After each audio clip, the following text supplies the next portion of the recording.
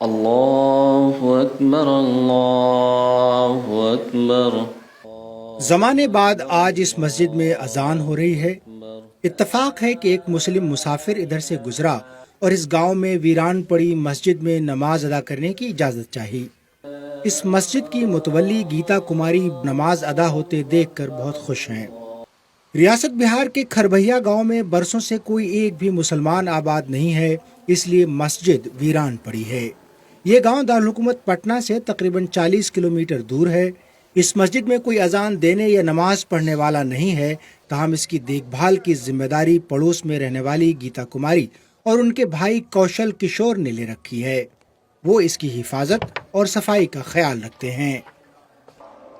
یہ بچار تو برسوں سے تھا، لیکن 2019 میں ہم دونوں بھائی بہن ایک ہی ساتھ دیکھ کر بولے کہ یہ جو مسجد کی استھتی اچھی نہیں ہے، بڑھیا نہیں لگتا ہے دیکھنا اس جرجر استھتی میں، اس کے لیے کچھ کرنا چاہیے۔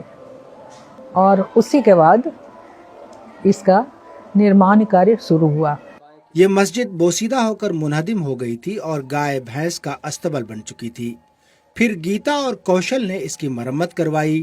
تعمیر نو کے بعد یہ محفوظ ہے، تاہم اپنے نمازیوں کے لیے ترس رہی ہے۔ مجھے وہ مسجد ایک خاص دھرم کی جگہ سے زیادہ لگتا تھا کہ اپنے گھر کا ایک حصہ ہے، تو جیسے اپنے گھر کا کوئی ایک کونے کی دیوار گرنے لگے تو درد ہوتا، تو ایسا ہی درد ہوتا تھا۔ کھربھیا سے تقریباً 80 کلومیٹر دور واقع ماڑی گاؤں کے اجے پاسوان پوجا پاٹ ختم کر رہے ہیں، تاہم اب ظہر کا وقت ہو چلا ہے، اس لیے انہیں اپنے گاؤں کی مسجد میں اذان دینے کی جلدی ہے۔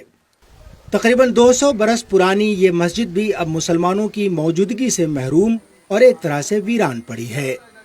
اجے پاسوان کو اذان کہنی نہیں آتی، اس لیے بازار سے ایک چپ خریدی اور اذان کے اوقات پر اسے پلے کرتے ہیں۔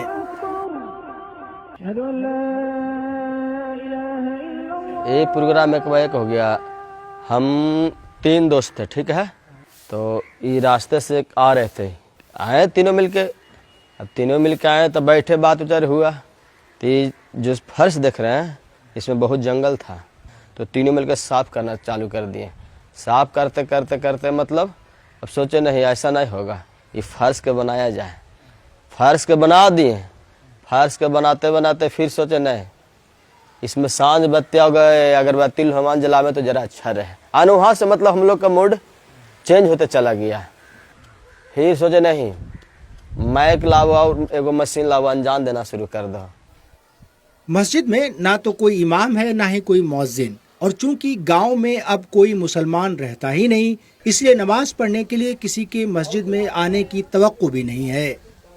بس کسی وقت یہاں باقاعدگی سے نماز ادا ہونے کی یادیں باقی ہیں، اور وہی یادیں ماڑی کے ہندو باشندوں کے دل و دماغ پر نقش ہیں۔ ٹائم گھٹتا بڑھتا ہے نا، اس طرح سے انجان 5 وقت انجانا پڑتا ہے، سمجھے۔ نماز تو ہوتا نہیں، اس لیے کہ ہم ہنڈم کوئی رہتے ہیں نہیں، تو نماز نہیں ہوتا ہے، سمجھے، اس لیے نماز ہی رہے گا تب نا۔ گاؤں والوں کے دلوں میں مسجد کی تعظیم و تکریم بھی ہے، چنانچہ کسی بھی شادی برات کی تقریب سے قبل یہاں کے لوگ سب سے پہلے مسجد اور اس مزار پر حاضری دیتے ہیں۔ پہلے سے بھی آج کو لوگ بھی سردہ ہے کہ گاؤں میں جب فنکشن ہوتا ہے تو سب سے پہلے اسی میں گوڑ لگا جاتے ہیں، تبھی کہیں جاتے ہیں، باراتی یہاں سے نکلتے ہیں۔